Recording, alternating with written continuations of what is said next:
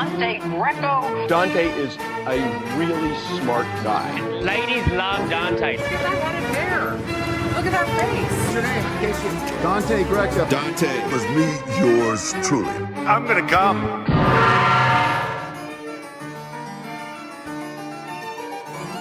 Happy Friday. It's the Dante Greco Show. I'm back live. I'm back again. I know I took the entire week off. I haven't done anything since last week. In case you couldn't tell from the view counts on my videos, this is not my primary source of income, nor is it my second or my third or my 10th. It's not a source of any income yet. But every time we do this show and every time people keep watching and liking, it grows and has the potential to become an income source. Now, I'm not saying I'm even doing this for the money. It's insane to try to get into the game this late and think that you're going to earn massive amounts of money off of a YouTube show when YouTube's changing the monetization settings and the algorithms, and everyone's just, the podcast arena is so bloated that no one even cares. We can't take one more bit of content shoved down our throats like we're all foie gras ducks. I get it, but I still like doing it. It's about the connection between me and you. And I'm back here to do it. Just had a busy week. I normally don't go a whole week without doing a show, but, you know, what are you going to do? Let's get into the news. Let's see what's happening. All right, the midterms are coming up. This isn't a political show. I haven't been following that closely, but, you know, I guess we have to talk about it a little bit. 9 and 10 fear violence in the midterms. I don't think there's going to be any violence. I know that people are showing up and sitting outside of polling places with their camo and their guns, and they're trying to, like, you know, fake intimidate people, but just show up and drop your ballot off. No one's going to open fire on you. You know, you'll be fine. I don't think that it's that big of a deal. I really don't. This stuff is always overblown. It's like when they tried to make everyone think that there was going to be violence at screenings of the movie Joker with Joaquin Phoenix, and then nothing happened. You know, the media does need to play up these narratives for clicks. That's just how it goes.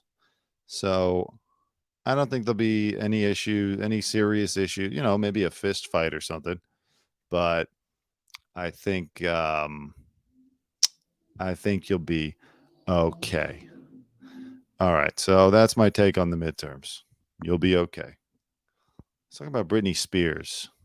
I read this article that a stylist.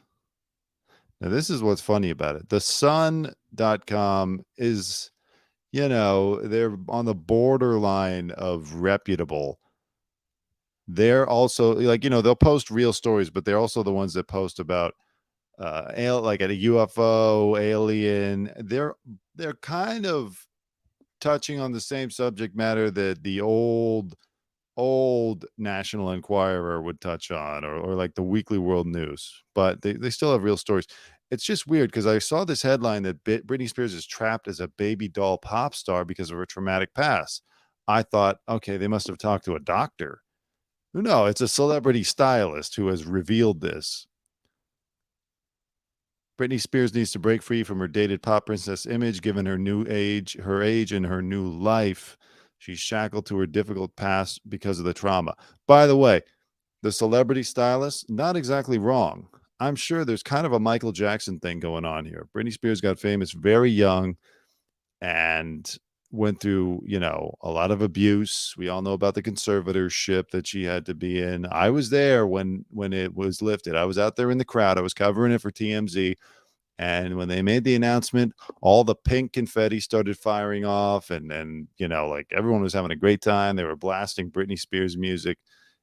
I wasn't super emotionally connected to the moment, to be honest, but I was glad. I think they should have let her out of her conservatorship, even though she still clearly doesn't have it all together yet. And I was also glad that it was over, because it meant I didn't have to go stand outside court again while the Free Britney people marched around downtown LA outside the courthouse. So it was a win-win for me and for Britney. But it would help her if her husband Sam Ashgari could somehow stop her from making these videos. She's always doing these odd dance videos that are shot from a high angle, and she ends up looking like she's like in a hostage video or like some horror film that you put on the TV and then you'll die in 5 days because you watched it. Like it has that kind of creepy thing with the black eyeliner all the time. And she just soullessly stares into the camera. It's freaky. Someone needs to, at the very least, lower the camera. She used to be shot kind of from below in her music videos. It looked normal. This is frightening. It's a hostage video. It's ISIS. It's, I don't know, maybe what Scientology, the David Miscavige's wife, she's probably doing stuff like this too. The guy who runs Scientology. It scares people. I mean, the nude photos are a whole different thing, but they just make her look, I don't want to say crazy, but they make her just promiscuous. I don't know. It's a whole different thing. These videos have been scaring people for years, and they always made people question and think, well, maybe she should stay in that conservatorship because there's clearly something going on there.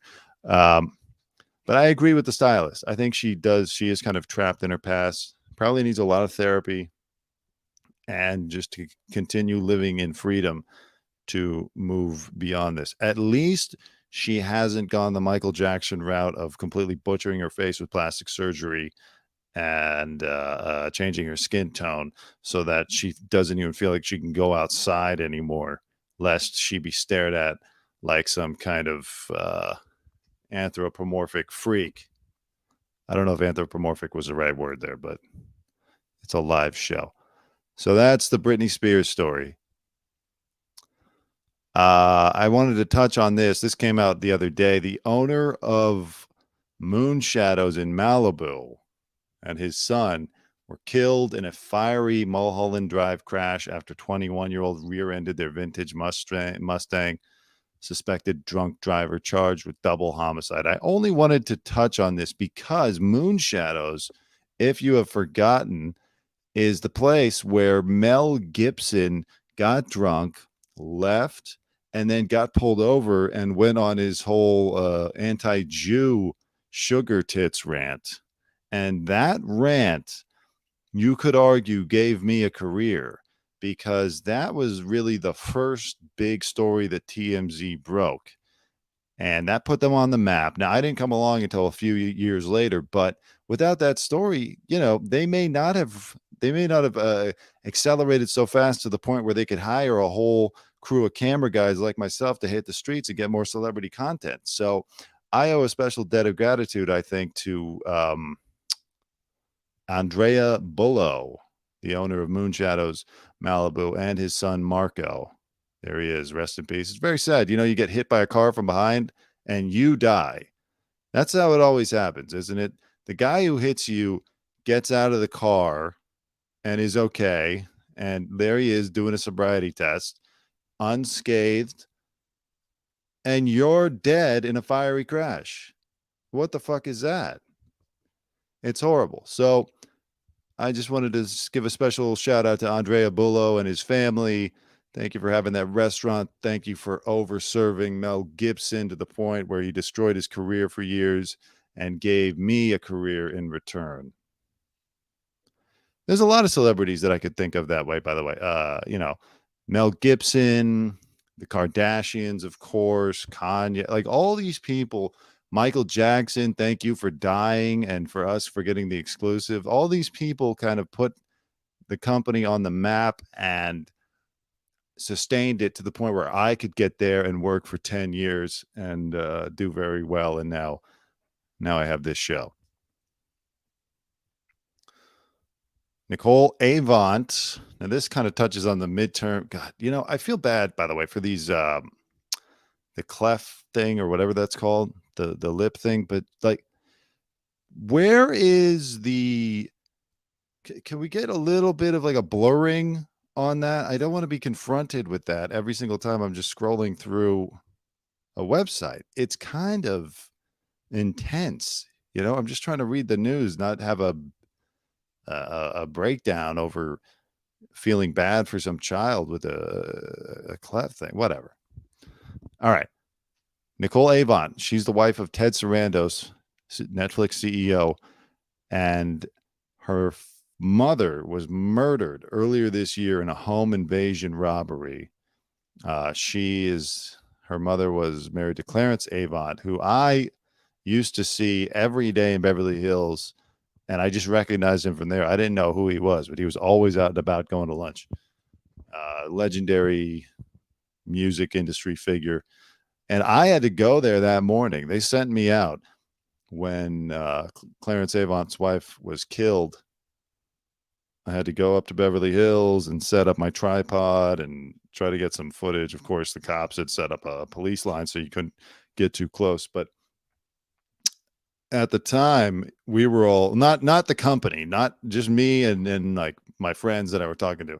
We, of course, suspected it was some kind of inside hit job, maybe someone trying to send a message to Ted Sarandos. There's all these rumors about Ted Sarandos and not specifically Ted Sarandos, about Netflix online and about their dealings. I'm not going to touch on them specifically because I don't know the legal ramifications of that. But people have a lot to say online. If you do some Googling on your own, you'll kind of get what I'm talking about. So we figured maybe this was a retaliatory hit of some kind or someone sending a message. Who knows? Turns out it was just some idiot who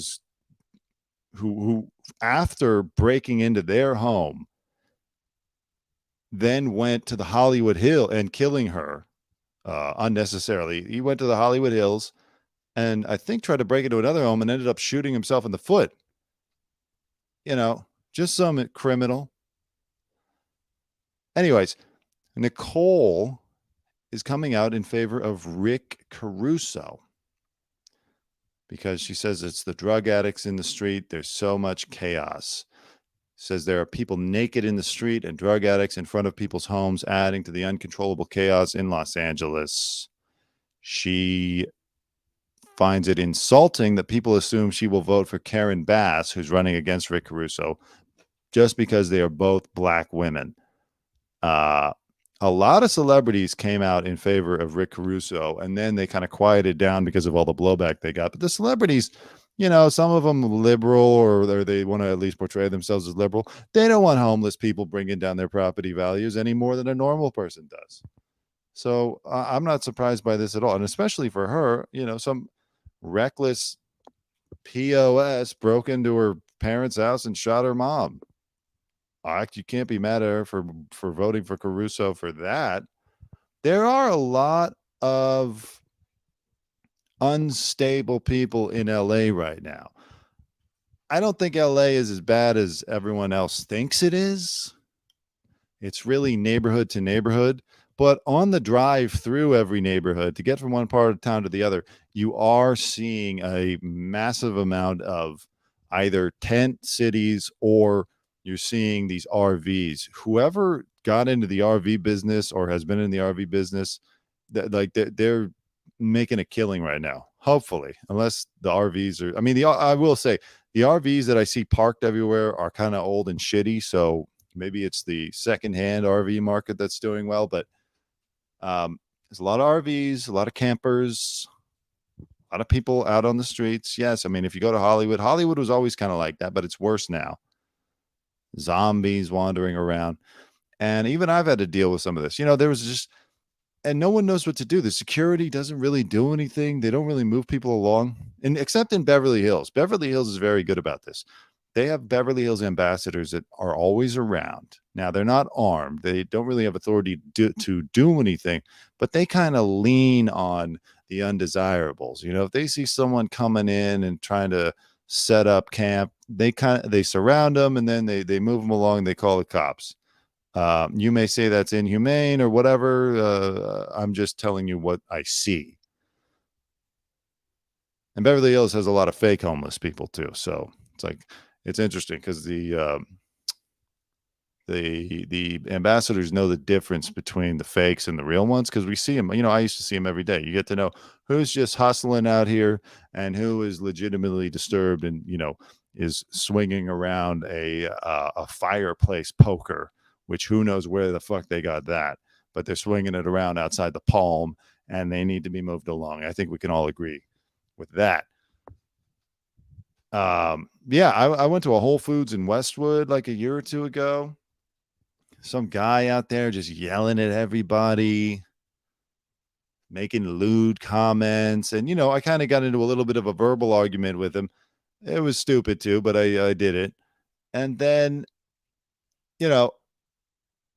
he started reaching into like his lunchbox. He had like a lunchbox with him hanging on a strap. And that's when I said, okay, all right, chill, because who knows what he was going to pull out, a gun, a knife, whatever. The point is, there's a lot of unstable people out there. Now, I didn't call the cops because I didn't want it to be another one of those situations where the cops show up and shoot a mentally ill person or a person of color. And, then I have to feel bad. But like, the Whole Food security should have moved that guy the fuck along. Right. And then the other night, I'm going to a restaurant here in LA. I won't say the restaurant, but the security guard was unstable.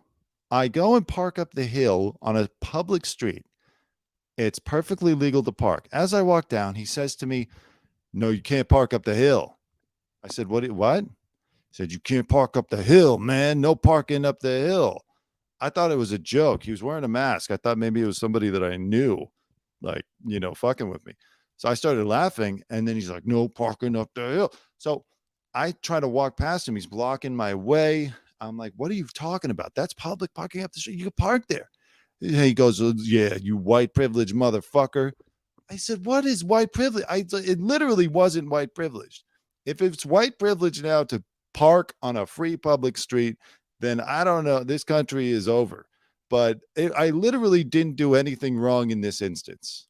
And the guy was still hassling me. But I went in, I talked to the manager, and the manager says, "Yeah, this is our third complaint against this guy. This will help me build a case to get rid of him." Like, third complaint of him doing this, you should have gotten rid of him after the first time.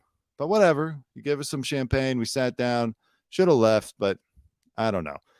It's crazy. The unstable. I think unstable is the best word to describe. I don't know. I'm not going to, maybe a quarter of the people in LA right now. There's a lot of problems. So I understand why people like Nicole Avon are voting for Caruso and many others. People are fed up. People have a lot of compassion, but I think a lot of them have reached their limit. Yeah, this guy. He's there having a great time. Totally stable, right? Anyway. Bhad Bhabie. I'll remember Bhad Bhabie, formerly known as the artist, formerly known as the Cash Me Outside girl, is speaking at Oxford, or she spoke at Oxford. She made $50 million in a year on OnlyFans. She's only 19 years old, and she's from Florida. She's one of those rare Florida success stories where it's like, wow, actually, I'm surprised in a good way by someone or something coming out of Florida. Is that a hacky, cheap shot? Probably, but whatever. She spoke about abuse, her career, and her rise to fame at a highly awaited Oxford Union address this week. Students were spotted queuing for hours as they waited for her to deliver a speech. She made $15 million in a year on OnlyFans. I don't know if she's still active. I don't think she needs to be. I wouldn't be. I would just take that money and go invest it, and not in crypto, but just go invest it somewhere and live. I will give her praise. I interviewed her many times, especially in the early days when she was first becoming a celebrity. I interviewed her many times, and she was always extremely professional. She knew the game. She knew what to say and how to say it to keep the fame continuing. The music was, and I'm not the only person who says this, her music was surprisingly good. You know, she had some good songs. I don't know if she wrote them or what, but, you know, does Beyonce write all of her music? No. So not going to hold that against her. I don't even know if you're allowed to write your own music in the music industry these days, because it's such a business now that this idea of a real singer songwriter who just sits, even Taylor Swift, she's always bringing in Jack Antonoff or somebody else to help her. There's always a team of writers ensuring that the money is well spent and that hits are created. It's like they can't even take the chance that an artist would write their own song and maybe it would just be okay.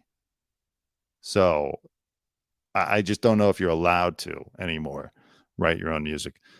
But yeah, with Bhad Bhabie,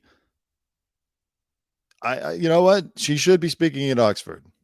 $50 million at 19, not imploding with that kind of success, and just, you know, being able to rise above her origin story of being kind of like, you know, what people perceived to be, this is not me saying this, but people perceived her to be just like some trashy, low class, you know, fighting with her mom on Dr. Phil, Cash Me Outside, that accent. It's really quite remarkable that she's been able to maintain a career, but I'm not surprised that she was able to. And that's the point that I was saying, was that, you know, I interviewed her so many times. It's been years, but I always thought, wow, this is actually quite an impressive young person. So, and she had a good team behind her. And I knew that, well, I didn't know, but I figured she might actually have a shot at some kind of long lasting career. So here she is speaking at Oxford. Congratulations to Bhad Bhabie. Now, this is something I wanted to talk about. A grotesque model reveals what humans could look like in the year 3000. Hunchbacked and wide-necked with a text claw thumb and a second set of eyelids. So, and they called her Mindy, which I would be insulted if my name was Mindy and they chose it to be this thing. Look at the head shape, the weird eyes, hunchback, arch neck, text claw. I already have a problem with this because this assumes that in the year 3000, we're still going to be holding smartphones for everything. Like Elon Musk is on the cusp of putting microchips in our brains that will link us to the internet and everything. We're not still going to be holding a phone and hunching over at that point. We might be less physically robust. Certainly, we might look different. You know, we might look like gray aliens or whatever people predict humans are going to look like in a millennium, but we're not going to be holding a phone. And by the way, there's people that look like this right now. This isn't even that crazy of a prediction. There's people that look like this right now in Hollywood or on the Venice boardwalk.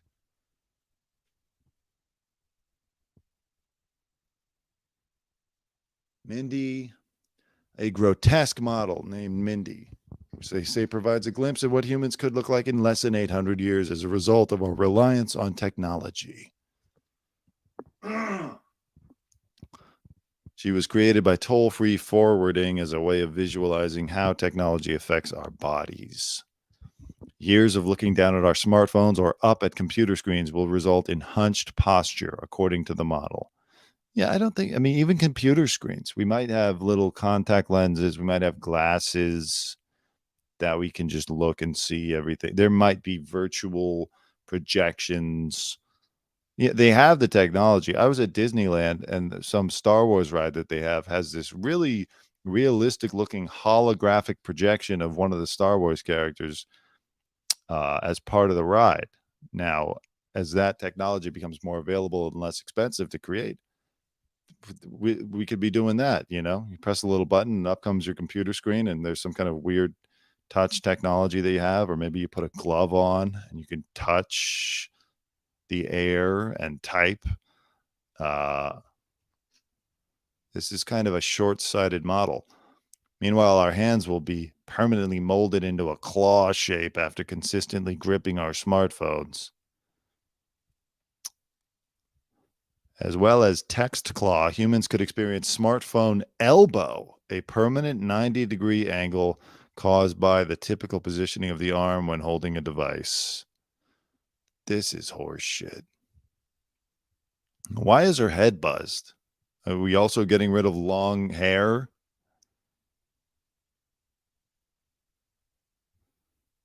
What the fuck is this? This just looks like somebody who's in the music industry. This looks like an up-and-coming artist. Your muscles can get tired. Grotesque features can expect a thicker skull and a smaller brain, as well as a second eyelid to prevent excessive exposure to light. That's disgusting. It blocks incoming blue light, but not other high wavelengths like green, yellow, or red. So yeah, it blocks the blue light from your screens that you're always looking at. All right. Well, that's it. It didn't. I wanted to know why they think we would have a smaller brain, but they're not saying it. I would venture to guess that a smaller brain, because we offload so much knowledge nowadays, we don't need to retain as much because it's all just at our fingertips. And our memories are getting worse, but okay. All right. Paul Pelosi. I talked about this on my last show. Can you believe it's already been a week since he got his head bashed with a hammer? Sounds like he's doing fine. I haven't read much on an update on his condition. They said he would have a full recovery. He hasn't died, so that's good. NBC News put out a report earlier today claiming that Paul Pelosi calmly opened the door to the cops in his underpants and then walked back towards the hammer intruder, David DePape, who bludgeoned him. Then NBC News mysteriously pulled the report. See, this is the problem, because last week the conspiracy theories started up immediately that the guy who was a hemp jewelry making nudist from the Castro district in San Francisco, people thought that it was some kind of tryst, some kind of grinder hookup, that Paul Pelosi is in the closet and is having homosexual hookups while Nancy is out in D.C., and he's having them with weird nudist men late at night in his San Francisco home. Then there was the backlash. Even Elon Musk tweeted something about that at Hillary Clinton. Then the backlash came saying, oh, this is irresponsible. This is crazy. The police report refutes all of that. And now today you have this, a report coming out and then being mysteriously pulled. This is the problem. This is how these conspiracies get started. It's the back and forth. It's the murkiness. It's not being straight with the facts. They need to tell us what happened, and they need to tell us immediately. They need to release the body cam footage from the cops when they showed up to the door so people could see what happened.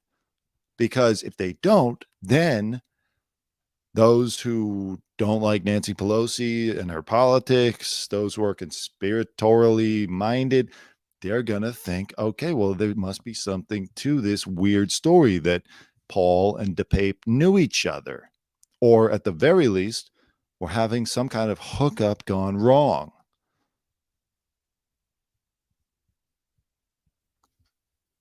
The NBC News report also stated it was not clear what Pelosi's mental status was when he reportedly stepped back away from police, and that responding officers were seemingly unaware that it was the home of Nancy Pelosi. That's even weird. Like, how do you not know that it's Nancy Pelosi's house? You would think that every cop would at least, go on a ride along and be like, by the way, this is where the VIPs live. Like, that's Pelosi's house. If you ever get a call about that, that's where you're going to go. The report differs from the court documents filed earlier this week. By early Friday afternoon, the report had been pulled. Now, listen, it's very possible that whoever was at NBC, whoever was in charge of this story, jumped the gun. Maybe they had some bad information. They didn't wait to confirm it. I know there was a big hubbub made last week when a Twitter video came out of it was during the press conference. I think either before or after the press conference had started, but a pool camera was still running and recorded a reporter talking to his office saying like, oh, they're saying he's a nudist, blah, blah, blah. Can we run with that? And the person on the other end of the phone says, no. Why can you not run with it? Because you have to make sure it's sourced properly. You have to make sure it's correct before you go to press. You can't just float rumors. I kind of can on this show because it's just a YouTube show, but even I won't state something like that as fact.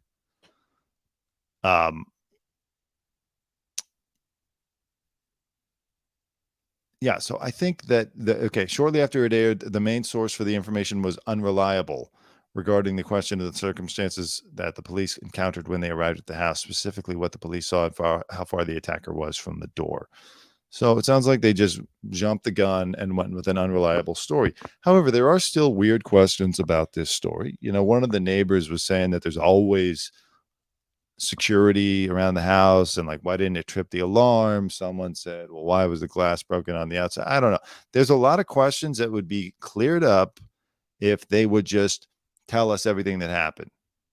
I don't know why Nancy wants this story to be like dribbled out in weird ways, unless she's just hoping people forget about it, don't breathe any more, breathe any more air onto this fire, because it's weird and it gets weirder, and less responsible people will run with the conspiracy stories if they don't give us the full breakdown. So that's Paul Pelosi. Now let's talk about this. I'm a woman who looks just like Jim Carrey, and I became a comedian.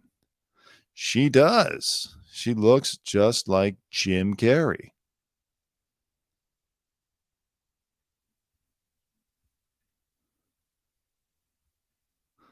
God, these ads get more and more irritating. You can't even scroll. Like, I'm trying to look at your website. Fuck. Her face is carrying her career. Full-time funny woman Heather Shaw is virally admitting that she had no choice but to become a comedian thanks to her uncanny resemblance to the ever-animated goofball Jim Carrey. She's always wanted to be a comedian since she was a kid. Now she is. She has 1.9 million followers. She's been dubbed the female Jim Carrey. Okay. There's not a lot to this story. This is one of those stories that I didn't read ahead of time. I just saw this and figured it'd be funny. I think what's funny is she looks just like Jim Carrey. That's her. That's Jim. She seems to be okay with it. And that's where I'm going to leave it. All right. I want to talk about Kyrie Irving and his whole Jewish problem that he has in the video and all that. However, I have a friend, I think, coming on this show tomorrow who is qualified more than just myself to talk about it. I am not Jewish and I am not black. And so for me to talk about it will be less interesting than if I brought in somebody who I think is both. He claims to be both Jewish and black.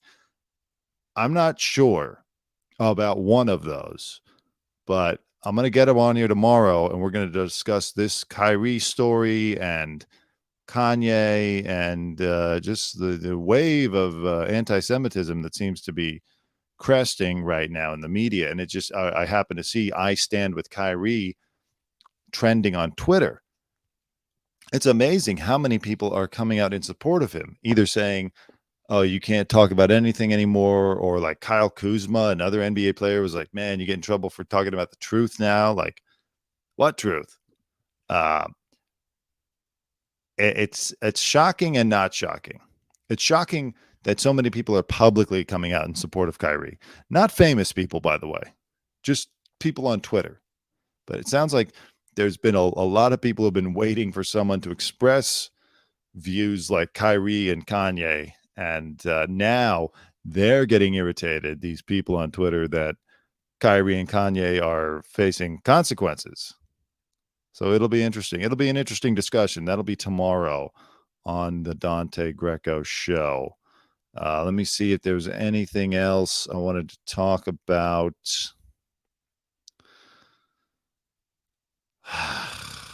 There's like one or two things, but I think I'm going to cut the show short today.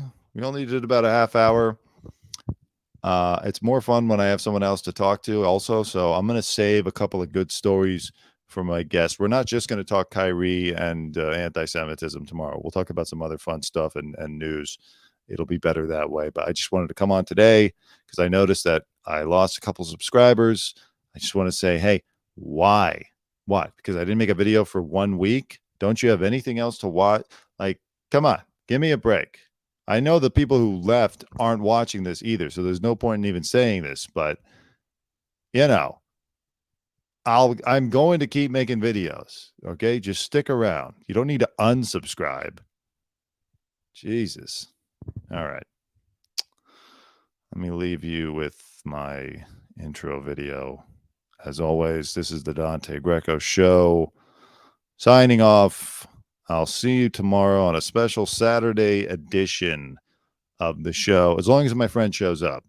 He might turn into a flake and he might bow out, but he told me it'll be good. So it should be like midday Pacific time. So keep an eye out. I'll see you on the next show tomorrow. Dante is a really smart guy. Ladies love Dante. I want a dare. Look at that face. What's your name? Dante Greco. Dante was me, yours truly. I'm gonna come.